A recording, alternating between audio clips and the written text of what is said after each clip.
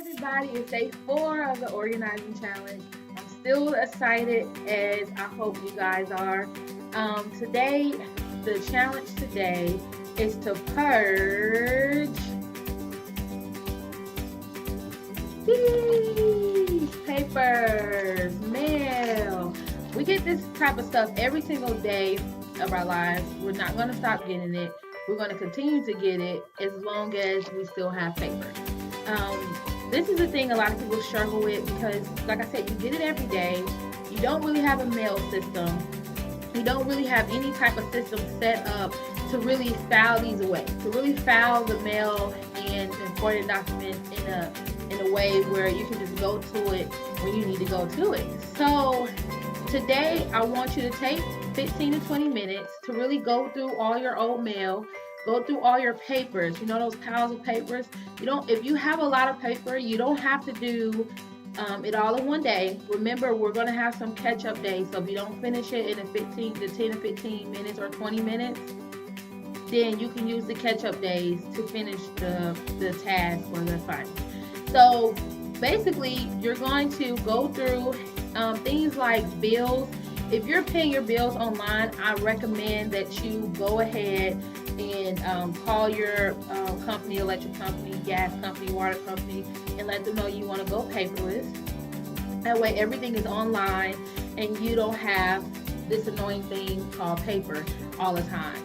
And so then what if you don't want to go paperless and you would rather keep all your bills in a folder for your reference or what have you, what I suggest you doing is go ahead and toss out any bills that's 2 years ago.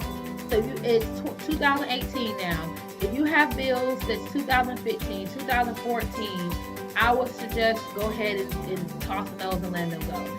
If you have, even if it's a medical bill, now medical stuff is a little different because sometimes you might have to go back for information purposes because it has different things on the medical bills, like what services you received and different things like that.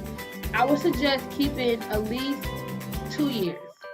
If you have a lot of medical bills, especially if you have health issues, things like cancer or really major issues that you're paying for and getting treatment for, I suggest keeping those for at least 2 years until you speak to your doctor or something and ask them if you still need it or not. So 2 years for medical bills. Nothing over a year for just your regular electric bill, water bill, your regular bills. Now, when it comes, if you own a home and you have like mortgage documents, you have the deeds, stuff, all the different stuff that goes along with your home, I suggest keeping all of those things because you never know when you might need it. Your closing, documentation, everything. When it comes to your home, if you own it or anything that you own, I suggest keeping everything pertaining to it. So the biggest thing is knowing when something is junk mail and knowing when something is to keep is the biggest thing. So I want you to really go through your file, go through your paper today and decide on, should I keep this? Do I need this? Or is this just adding to my clutter? And if it's adding to your clutter, it's probably have to go. It's probably let's go ahead and get rid of it and start the journey of filing it. So with the filing system, I have different systems that you can set up, depends on the type of person you are. I'll show you guys one of my folders that I have to revamp. So this is my filing folder, and I have these tabs in here. And these tabs you can get from Walmart, Dollar Store. You can get them pretty much from anywhere. You can get the ones that have the tabs like this on it, just plain white. Or you can get the ones that are color coordinated. See, I got this one. Oh, Dollar General. Probably had a sale. So you can get these as well.